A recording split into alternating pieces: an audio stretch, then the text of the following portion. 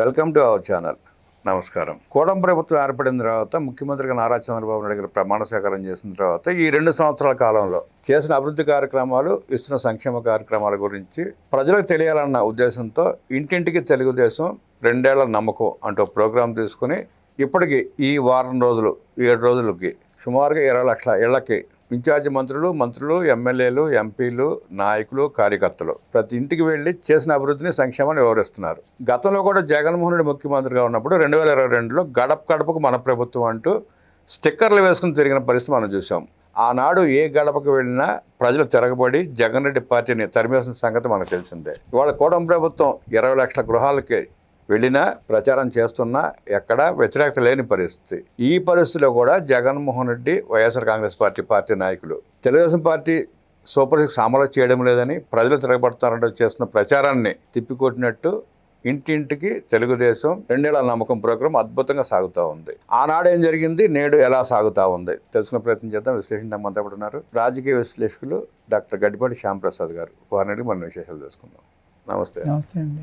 ఇంటింటికి తెలుగుదేశం 2 ఏళ్ల నమ్మకం ప్రోగ్రాం తీసుకుని చంద్రబాబు నాయుడు గారి ప్రభుత్వం పార్టీ ప్రతి ఇంటికి వెళ్తూ ఉంది. 20 లక్షల గృహాలు ఈ రోజుకి అయిపోయినాయి. గతంలో కూడా జగన్మోహన్ రెడ్డి 2022లో గడప గడపకు మన ప్రభుత్వం ప్రోగ్రాం తీసుకున్నాడు. ఆనాడు ఎలా జరిగిందో, ప్రజలు ఎలా తిరగబడ్డాడో మనం చూసాం.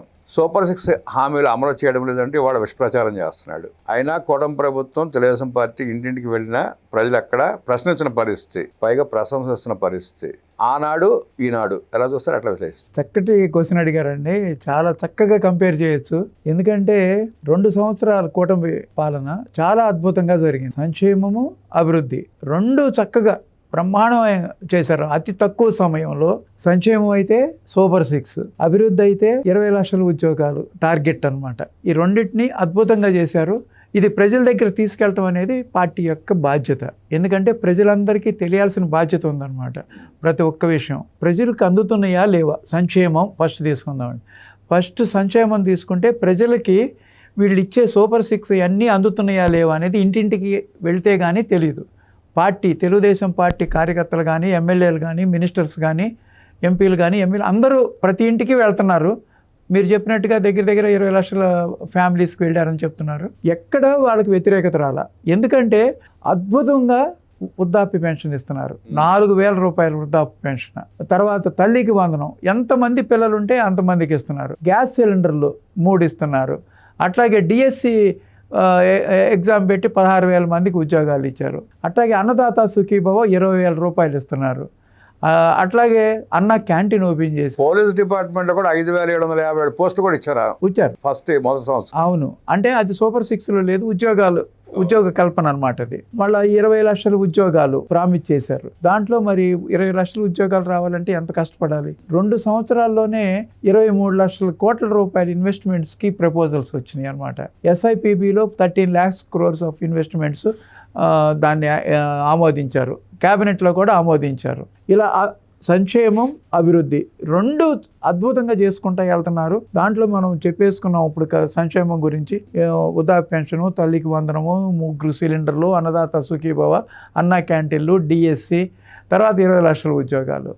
ఈ అన్ని సంక్షేమం ఇంత అద్భుతంగా అతి తక్కువ కాలంలో ఇవ్వటం అనేది కూటమి ప్రభుత్వం సాధించిన విజయం అన్నమాట. స్కిల్ డెవలప్మెంట్ కార్పొరేషన్ ద్వారా నిరుద్యోగ యువతకి ట్రైనింగ్ ఇస్తున్నారు. బ్రహ్మాండంగా. అసలు స్కిల్ డెవలప్మెంట్ అంటేనే తెలుగుదేశం గవర్నమెంట్. స్కిల్ డెవలప్మెంట్ లేకపోతే అసలు ఉద్యోగాలు చేయలేరు అనమాట. ఆ పర్టికులర్ వృత్తిలో వాళ్ళకి ప్రావీణ్యత సంపాదించాలంటే స్కిల్ డెవలప్మెంట్ జరిగి తీరాల్సిందే. వితౌట్ స్కిల్ డెవలప్మెంట్ ప్లంబర్ అవ్వలేడు, ఎలక్ట్రీషియన్ అవ్వలేడు. లేకపోతే లేటెస్ట్గా వచ్చిన టెక్నాలజీలో గ్రీన్ హైడ్రోజన్ వచ్చింది, అమోనియా వచ్చింది, లేకపోతే ఈ డేటా సెంటర్స్ అని, సాఫ్ట్వేర్, రకరకాలు skill development is most important అనమాట. సరే, మొట్టమొదటిగా మనం సంక్షేమం గురించి చెప్పాం కదా. వృద్ధాప్య పెన్షను, తల్లికి వందనము, అన్నదాత సుఖీభవ, 3 సిలిండర్లు, ఉచిత బస్సు, శ్రీశక్తి, అన్న క్యాంటీన్లు, తర్వాత డిఎస్సి, టోటల్కి సూపర్ సక్సెస్ అయిపోయింది. సూపర్ 6 అన్నాడు, సూపర్ సక్సెస్. ప్రజలందరూ చాలా సంతోషంగా ఉన్నారనమాట. ఇప్పుడు దాంట్లో వాళ్ళ వైఎస్ఆర్సీపీ వాళ్ళు ఏంటి, వాళ్ళ ఎలిగేషను సూపర్ 6లో ఆడబిడ్డ నిధి 1,500 రూపాయలు ఇవ్వట్లేదు అనేది ఒకటి, నిరుద్యోగ ప్రతి 3,000 ఇవ్వట్లేదు అనేది ఒకటి వాళ్ళు అడుగుతున్నారు అనమాట. అంటే 100 వాగ్దానాలు చేస్తే 99 వాగ్దానాలు తీర్చారు. 1-2 వాగ్దానాలు ఆడబిడ్డ నిధి 3 సిలిండర్ల ద్వారా చాలా మందికి లబ్ధి కలుగుతుంది. ఫ్రీ బస్ ద్వారా కోట్ల మందికి ప్రయోజనం కలుగుతూ ఉంది. వాళ్ళే వద్దంటున్నారు ఆడబిడ్డ నిధి. అది కాదు, ఆడబిడ్డ నిధి దాని గురించి దానికి ఆల్టర్నేటివ్ P4 విధానం అండి. P4 విధానం ఇప్పుడు సుమారుగా 13 లక్షల కుటుంబాలకు దత్తత వచ్చేసారు. ఇంకా 3 సంవత్సరాలు ఉంది. ఆల్మోస్ట్ అన్ని ఫ్యామిలీస్ కవర్ అయిపోతాయి అన్నమాట. కాబట్టి అది దాని సపరేట్ టాపిక్. అట్లాగే అభివృద్ధి పదంలో నడుస్తుంది గవర్నమెంట్. ఇండస్ట్రీస్ని తీసుకొచ్చారు, 20 లక్షల ఉద్యోగాలే జయంగా చేసుకొస్తున్నారు. రెండోది ఏంటంటే, కూటమి ప్రభుత్వం సాధించిన తర్వాత ఇంటింటికి కూటమి ప్రభుత్వం వెళ్ళటం వేరు. గత 5 సంవత్సరాల్లో వైఎస్ఆర్సీపీ గవర్నమెంట్ ఇంటింటికి వెళ్ళినప్పుడు జరిగిన విషయాలు చెప్తాను నేను. ఇంటింటికి ఎమ్మెల్యే కానీ వాళ్ళ వైఎస్ఆర్సీపీ కార్యకర్తలు వెళ్ళినప్పుడు గుంటల రోడ్లో వెళ్ళేవాళ్ళు. ఒక్క రోడ్డు కూడా సరిగ్గా లేదనమాట. బోల్డ్ యాక్సిడెంట్ జరిగినాయి. వాళ్ళే స్కూటర్లో వెళ్ళినప్పుడు స్కూటర్లు పడి ఒకళ్ళ మీద ఒకళ్ళు పడిన కేసెస్ చాలా ఉన్నాయి అనమాట. మరి ఇప్పుడు చక్కగా రోడ్లన్నీ బ్రహ్మాండంగా గుంటలన్నీ పూడ్చారు, బ్రహ్మాండమైన రోడ్లు వేశారు. అప్పుడు కాలంలోనే 2014-19 మధ్యకాలంలోనే లోకేష్ మినిస్టర్గా ఉన్నప్పుడే 24,000 కిలోమీటర్లు సిమెంట్ రోడ్లు వేశారు అప్పుడే. మళ్ళీ ఇప్పుడు ఈ 2 సంవత్సరాల్లో కూడా పవన్ కళ్యాణ్ ఆధ్వర్యంలో ప్రతి విలేజ్లోనూ సిమెంట్ రోడ్లు వేస్తున్నారు. ఇప్పుడు వీళ్ళందరూ ప్రతి ఇంటికి వెళ్ళినప్పుడు ఆ సిమెంట్ రోడ్ల మీద నుంచి వెళ్తున్నారు. వాళ్ళందరూ ప్రత్యక్షంగా సిమెంట్ రోడ్లు చూపిస్తున్నారు. అదొకటే కాక ఇంటింటికి కుళాయి అనే కాన్సెప్ట్ తీసుకొచ్చి ప్రతి ఇంటికి కుళాయి ఇవ్వడానికి ప్రయత్నిస్తున్నారు. ఈ కమింగ్ 2 ఇయర్స్లో ఇంటింటికి కుళాయి కూడా అయిపోద్ది. ఇంటింటికి వెళ్ళినప్పుడే ఇవన్నీ తెలుస్తాయి. రోడ్డు ఉందా లేదా, మాకు నీళ్లు వస్తున్నాయా లేదా, మాకు ధాన్యం అమ్ముకుంటే డబ్బులు 24 గంటల్లో క్రియేట్ అవుతుందా లేదా, ఇటువంటి విషయాలన్నీ ప్రత్యక్షంగా పార్టీ కార్యకర్తలు వెళ్ళినప్పుడు వాళ్ళ యొక్క బాధలు చెప్తారు. దీంట్లో ఏంటంటే వాళ్ళ అవతల పార్టీ వాళ్ళు, ఇది వైఎస్ఆర్సీపీ వాళ్ళు, కూటమి ప్రభుత్వంలోని ఎమ్మెల్యేలు చాలా అవినీతి చేస్తున్నారు, చాలా దారుణంగా ఉందనేది ఒక అభియోగం. ఇప్పుడు అవినీతి అభియోగం చేయడానికి ఉంది. జగన్మోహన్ రెడ్డి ముఠ అబద్ధాలు చెప్తానే ఉంటారు. జగన్మోహన్ రెడ్డి టైంలో అంటే ఇసుక ఉంది కాబట్టి ప్రతి నియోజకవర్గంలో ఆనాడు ఉన్న వైఎస్ఆర్సీపీ ఎమ్మెల్యేలు ఇసుకలో అవినీతి చేసి పక్క రాష్ట్రాలు తరలించుకుని వేల కోట్ల రూపాయలు సంపాదించుకున్నారు. ఇవాళ ఫ్రీగా ఇసుక ఇస్తున్నారు. ఇంకా అవినీతి చేయడానికి అవకాశం ఏది? బ్రహ్మాండంగా ఫ్రీ. అసలు అదే మేజర్ డిఫరెన్స్. అప్పుడు భవన కార్మికులందరూ వాళ్ళకి ఏం పనులు లేక చాలామంది సూసైడ్ చేసుకున్నారు. అప్పుడు కాలంలో గుర్తుందో మీకు? చాలామంది చనిపోయారు. ఇప్పుడు భవన కార్మికులందరూ చాలా సంతోషంగా ఉన్నారు. 1/4 రేట్లో ఇసుక వస్తుందన్నమాట. అంటే ఓన్లీ ట్రాన్స్పోర్ట్ ఛార్జెస్, వాళ్ళు సర్వీస్ ఛార్జెస్ తప్పితే ఇసుక ఫ్రీగా ఇస్తున్నారు. ఈ కూటమి ప్రభుత్వంలో ఇసుక ఫ్రీగా ఇస్తున్నారనే సంగతి ఈ ప్రతి ఇంటికి తెలుగుదేశం గవర్నమెంట్ వెళ్ళినప్పుడు చెప్పుకోవాల్సిన బాధ్యత ఉందన్నమాట. 2 సంవత్సరాల్లో ఉచిత ఇసుక ఇస్తుంది ప్రభుత్వం అనే సంగతి ప్రజలకు ఎక్కువగా ప్రచారం చేయట్లే వీళ్ళు. అది రోడ్లు సరిగ్గా వేశారు, పల్లెటూరుల్లో సిమెంట్ రోడ్లు వేశారు, ఇంటింటికి కుళాయి ఇచ్చారు, ప్రతి ఒక్క మనిషికి ప్రజా దర్బారు పెట్టి వాళ్ళ సమస్యలు తెలుసుకుంటున్నారు. ఏం కావాలి వాళ్ళకి కావాల్సినట్లుగా వాళ్ళకి ఉద్యోగ కల్పన కోసం ఇండస్ట్రీస్ తీసుకొస్తున్నారు. వాళ్ళు ఏం చేస్తారు? వాళ్ళ గవర్నమెంట్లో ఇంటికి వెళ్తే రాజధాని లేకుండా చేశాడు, రాజధానిని పూర్తిగా ధ్వంసం చేశాడు. ఏమని చెబుతాడు వెళ్ళి? మనకు రాజధాని ఏంటని అడిగారు పిల్లలు. ఏదన్నా క్వశ్చన్ పేపర్లో ఆంధ్రప్రదేశ్ రాజధాని ఏంటన్నారు ఆ గవర్నమెంట్ ఉన్నప్పుడు. రాజధాని ఏంటో చెప్పలేకపోయారు. మరి ఆ రాజధాని ధ్వంసం చేశాడని చెప్తాడా ఇంటింటికి వైఎస్ఆర్సీపీ గవర్నమెంట్ వెళ్ళినప్పుడు? మరి పోలవరం గురించి ఏం చెప్తాడు? డయాఫ్రామ్ వాల్ కొట్టుకుపోయింది, అసలు 5 సంవత్సరాల కాలంలో 2% కూడా చేయలే. వాళ్ళు పెట్టిన 2 ఇరిగేషన్ మినిస్టర్స్ ఎవరికీ ఆ సబ్జెక్ట్ తెలియదు. 2 సంవత్సరాలు ఒక ఇరిగేషన్ మినిస్టర్ ఉన్నాడు అనిల్ కుమార్ యాదవ్. తర్వాత అంబటి రాంబాబు వచ్చి నాకు ఆ పోలవరం సబ్జెక్టే తెలీదు, క్యూసెక్ అంటే ఏంటి తెలియదు, టీఎంసీ అంటే ఏంటి తెలీదు, అసలు ఈసీఆర్ఎఫ్ డ్యామ్ అంటే తెలీదు, డయాఫ్రామ్ వాల్ అంటే తెలీదు, నాకు తెలియాల్సిన అవసరం లేదన్నాడు. అటువంటి మినిస్టర్స్ని పెట్టుకుని నేను పోలవరం గురించి వెళ్ళి పబ్లిక్లో ఏం చెబుతారు? ఇప్పుడు పోలవరం గురించి బ్రహ్మాండంగా చెప్పుకోవచ్చు. పోలవరం రేపు 27 మార్చికి ఓపెన్ చేస్తున్నారు. అది ఆ ఘనత ప్రతి ఇంట్లో చెప్పుకొస్తారు. అట్లాగే అమరావతి గురించి, అమరావతి శరవేగంగా నిర్మాణం జరుగుతుంది. బ్రహ్మాండంగా అమరావతి గురించి ప్రతి ఇంటికి చెప్పుకోవచ్చు, అమరావతి గురించి చెప్పుకోవచ్చు, పోలవరం గురించి. విద్యుత్ ఛార్జీలు తీసుకుంటే జగన్మోహన్ రెడ్డి ముఖ్యమంత్రిగా ఉన్నప్పుడు 11 సార్లు పెంచాడు. వాడు కూటమి ప్రభుత్వం వచ్చిన తర్వాత ట్రూ డౌన్ పేరుతో 2 సార్లు ఛార్జీ తగ్గింది. ఆయన ట్రూ అప్ అయితే ఈయన ట్రూ డౌన్. ఇక్కడ 13 పైసలు యూనిట్కి తగ్గించారు. ఇదొకటే కాదండి, ఇప్పుడు అమరావతి గురించి చాలా గొప్పగా చెప్పుకోవచ్చు కూటమి ప్రభుత్వం. ఎందుకంటే అత్యద్భుతంగా 50,000 కోట్ల రూపాయల పనులు జరుగుతున్నాయి. అక్కడ సెంట్రల్ గవర్నమెంట్ సెక్రటరియట్, సెంట్రల్ గవర్నమెంటే దానికి శాంక్షన్ చేసి 2,500 కోట్లు సెంట్రల్ గవర్నమెంట్ ఆఫీసులు రెసిడెన్షియల్కి ఇచ్చింది. అన్ని బ్యాంకులన్నీ అక్కడ కన్స్ట్రక్షన్లో ఉన్నాయి, 5 స్టార్ హోటల్స్ కన్స్ట్రక్షన్లో ఉన్నాయి, ఐకానిక్ టవర్స్ కన్స్ట్రక్షన్లో ఉన్నాయి. E3 సీడ్ యాక్సెస్ రోడ్ కూడా కంప్లీట్ అయిపోయింది. సీడ్ యాక్సిస్ రోడ్లో స్టీల్ బ్రిడ్జ్ బకింగ్హామ్ కెనాల్ మీద అయిపోయింది, కొండవీటి వాగు మీద కూడా అయిపోయింది. రేపు ఆగస్టు 15 ఓపెన్ చేస్తున్నారు సీడ్ యాక్సిస్ రోడ్డు. ఎన్నో అడ్డంకులను తప్పించుకొని సీడ్ యాక్సిస్ రోడ్డు బయటకు వచ్చింది. వాళ్ళ ఒక అమరావతి గురించి చాలా గొప్పగా చెప్పుకోవచ్చు, గర్వంగా చెప్పుకోవచ్చు. ప్రపంచ స్థాయి నగరం అది, బ్రహ్మాండమైన సుందర నగరాన్ని నిర్మిస్తున్నామనే గొప్పగా ప్రతి ఇంటికి చెల్లి చెప్పుకోవచ్చు. అట్లాగే పోలవరం అనేది అద్భుతమైన ప్రాజెక్ట్ ఆంధ్రప్రదేశ్కి. పోలవరం గురించి ఎంత చెప్పినా తక్కువే అనమాట. ఎప్పుడు 2014-19 మధ్యలోనే 72% కంప్లీట్ చేసి గిన్నీస్ రికార్డ్స్ తీసుకొచ్చారు నవైగా వాళ్ళు. తర్వాత వచ్చి రివర్స్ టెండరింగ్ అని చెప్పేసి మెగా వాళ్ళకి ఇచ్చిన తర్వాత వాళ్ళు కాపర్ డ్యామ్ సరిగ్గా కట్టకపోవటం వల్ల మొత్తం డయాఫ్రామ్ వాళ్ళు కొట్టుకుపోయింది. ఇప్పుడు మొత్తం డయాఫ్రామ్ వాళ్ళు పూర్తి చేసేశారు. ఈసీఆర్ఎఫ్ డ్యామ్ కూడా పూర్తి చేసి రేపు 2027 మార్చిలో ఓపెన్ చేయడానికి ఆయన షెడ్యూల్ ఇచ్చేశారు చంద్రబాబు నాయుడు గారు. 4వ తారీఖు. మరి ఒకేపు పోలవరం, ఒకేపు అమరావతి, ఒకేపు రైల్వే జోన్ వైజాగ్లో చెప్పుకుంటారు, ఒకేపు ప్రైవేటైజ్ అవుతున్న వైజాగ్ స్టీల్ ప్లాంట్కి 13,000 కోట్ల రూపాయలు ఇచ్చి దానికి లైఫ్ ఇచ్చి దాన్ని లాభాల బాటలో తీసుకెళ్లారు. ఇన్ని రకాలుగా చెప్పుకోవడానికి ఒకటే ఉంది, చాలా ఉన్నాయి అన్నమాట. గూగుల్ డేటా సెంటర్ తీసుకొచ్చారు, ఫారెన్ డైరెక్ట్ ఇన్వెస్ట్మెంట్ తీసుకొచ్చారు. హైయెస్ట్ ఫారెన్ డైరెక్ట్ ఇన్వెస్ట్మెంట్ ఇండియాలో వైజాగ్కే వచ్చింది. తర్వాత పెద్ద ఇండియాలో biggest steel plant ArcelorMittal నక్కపల్లికి వచ్చింది, అనకాపల్లిలో. ఇవన్నీ చెప్పుకోవటానికి ఇంటింటికి గర్వంగా చెప్పుకోవచ్చు అనమాట. నేను తెలుగుదేశం కార్యకర్తని, ఇదిగో మా గవర్నమెంట్ ఇచ్చేసింది, ఇన్ని ఇండస్ట్రీస్ తీసుకొచ్చింది, ఇక్కడ ఎన్టీపీసీ గ్రీన్ హైడ్రోజన్ తీసుకొస్తుంది, ఇక్కడ రాయల్ ఎన్ఫీల్డ్ తీసుకొచ్చింది, ఇక్కడ కెరీర్ ఎయిర్గాన్ తీసుకొచ్చింది, ఇక్కడ యుద్ధ విమానాలు తీసుకొచ్చింది, ఇక్కడ లేకపోతే సెమీ కండక్టర్స్ తీసుకొచ్చింది. నిన్న వర్చువల్గా పిఎంఏ ఓపెన్ చేశాడు సెమీ కండక్టర్స్ కంపెనీని. ఏంటి ఎలక్ట్రానిక్స్, అసలు రాయలసీమ అంతా ఒకేపు ఎలక్ట్రానిక్స్, ఒకేపు ఆటోమొబైల్స్, ఒకేపు ఎనర్జీ, సోలార్ ఎనర్జీ, మన టాటా పవర్, వీళ్ళందరూ ఓపెన్ చేశారు మన లోకేష్. ఇవన్నీ చేసి వాస్తవాలు చెప్పబట్టి ఇవాళ 20 లక్షల కుటుంబాల దగ్గరికి కూటమి ప్రభుత్వం మంత్రులు వెళ్ళినా ప్రజల నుంచి వ్యతిరేకత లేదు, ప్రశంసలు వస్తున్నాయి. అదే జగన్మోహన్ రెడ్డి 2023లో నువ్వే మా నమ్మకం జగన్ అంటూ స్టిక్కర్లు వేసి తిరిగాడు. స్టిక్కర్లు ఎతికిస్తే వాళ్ళని తిట్టి స్టిక్కర్ చింపేసిన పరిస్థితి కూడా మనం చూసి. వాళ్ళు చెప్పుకోవడానికి ఏముందండి, వాళ్ళు ఇప్పుడు పెన్షన్ ఉంది, పెన్షన్ 2,000 నుంచి 3,000 చేస్తానని చెప్పాడు. 250 చొప్పున 5 సంవత్సరాలు పట్టింది 3,000 ఇవ్వడానికి.